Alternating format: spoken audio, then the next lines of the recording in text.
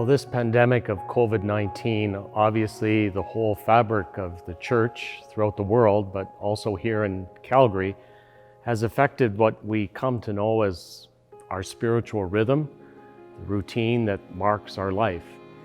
And so even the inability to gather and to celebrate the Eucharist on Sunday, to allow for live streaming, it is a way for us to provide the Mass in a spiritual context.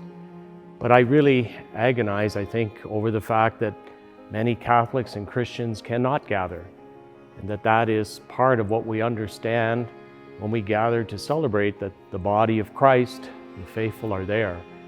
And so to have the live stream Mass is wonderful, but there's something obviously missing when we don't have the ability to see our brothers and sisters. And even for me as a bishop, and I'm sure for many of the priests, this has been a very difficult time, but also I think we understand the difficulty that many of our parishioners are facing at this time.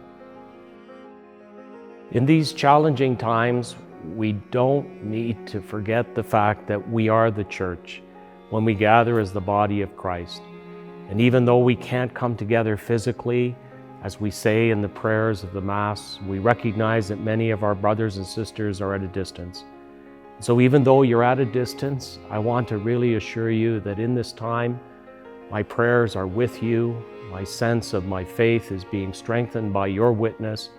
And I hope that you can experience church in your families. And as I said, the domestic church, the gift of faith that is passed on in families.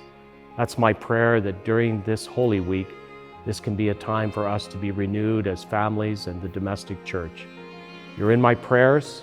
You're always in my prayers, each and every day. God bless all of you.